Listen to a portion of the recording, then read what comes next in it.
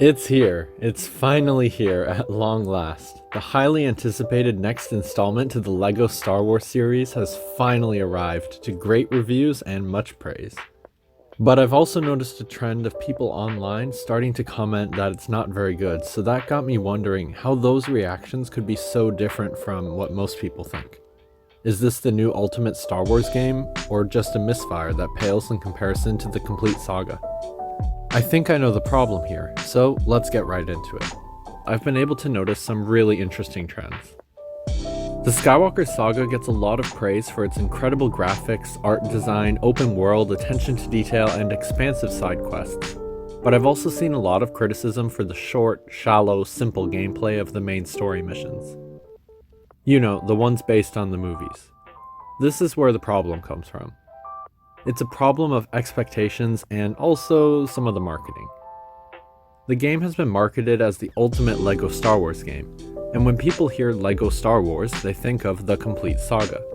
But this new Skywalker Saga game is actually nothing like the complete saga, and it's not meant to be. The complete saga has a core hub world with 36 doors that take you to different individual levels. Each level is an in-depth adventure covering one specific scene from a specific movie, letting you play as the characters from that scene, go through the action yourself, and explore the area solving puzzles to progress. It was a great game, and it still is, but it's just not what the Skywalker Saga is. This new Star Wars game is not really a sequel to the complete saga. This new game is not about revisiting the old levels and characters and stories with better graphics and improved gameplay. It's actually a completely different style of game. And from the gameplay I've seen so far, I don't see the complete saga. I see a Star Wars version of LEGO Lord of the Rings. Let me explain.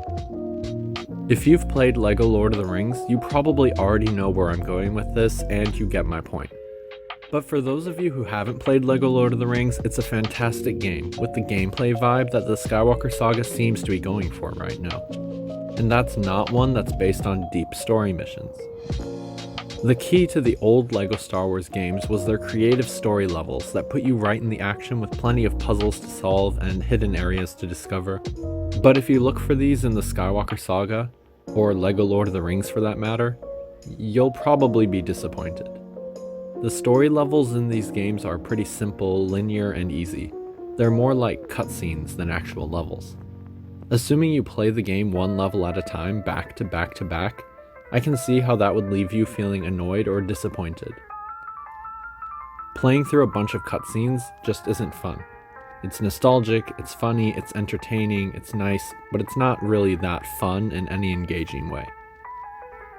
Thinking from that perspective, it's no wonder why some people think this new LEGO Star Wars The Complete Saga game is so much worse than the old one.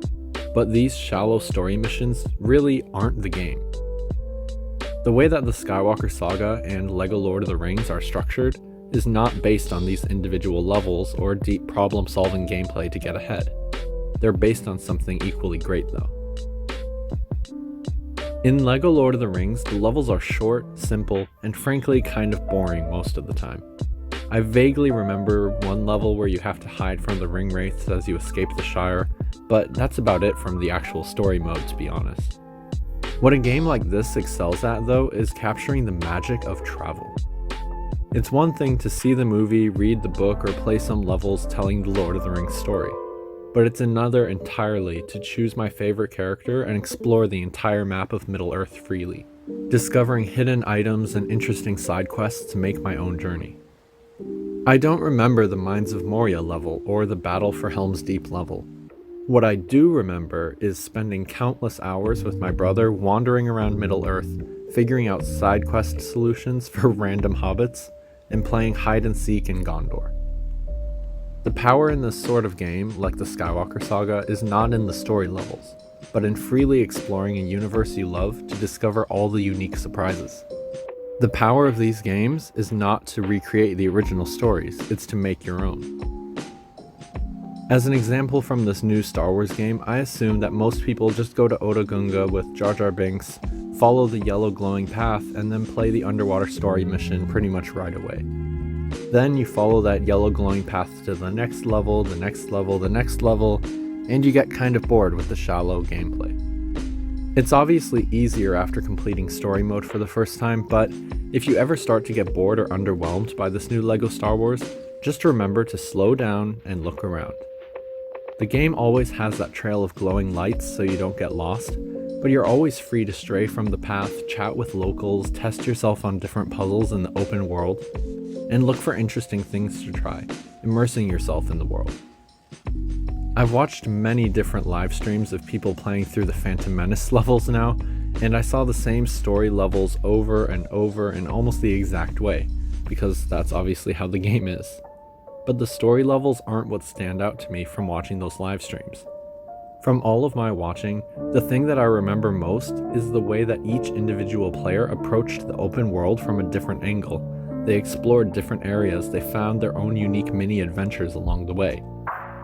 And each viewing experience brought something new. I've linked some great gameplay live streams by friends in the description, but one moment that really stood out to me was watching Matt of the Matt Cave channel explore Naboo. In a normal Star Wars game, like one of the old LEGO ones or the complete saga, you would enter a door from the main menu that would take you into a story level where you have to save the Queen, and then you'd just be whisked back to the main menu. But not in the Skywalker Saga. Look what happens here when Matt strays from the path to explore more around Naboo. They really went all out. I feel like the main story will feel just like a big side quest in this open world. Dude, Deep Dive, you got a point. I'm already just seeing... Alright, we're gonna need something else for this. Looks like a 3PO. But just from the little bit I've seen so far, I can already see the grand scale that this game is on. This is nuts. Can I bounce on these? Nope. A ladder. Can I climb this? Cool. And it looks like there's a kyber brick on this roof. Oh, man. I'll jump back to the story in a second. I just want to see what, Is that where the kyber brick is? I don't see anything in there. Let's check the roof first. Oh, there's the guy to talk to. Okay, he probably has the kyber brick. Oh, no, it's in here. Okay, I can't break that.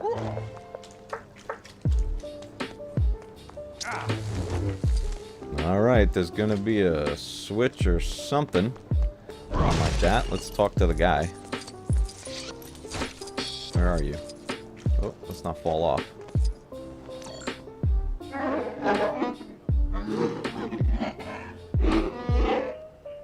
We don't speak Wookiee yet. You have to learn the languages?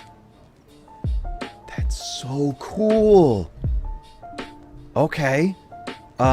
Do any of my guys know Wookiee? Who's here? Who's here? Oh, Obi-Wan, you're still down here. Jar Jar doesn't speak Wookiee. Let's see if Obi-Wan speaks Wookiee.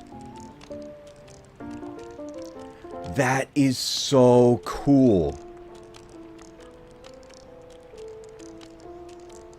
That's insane. What an amazing feature.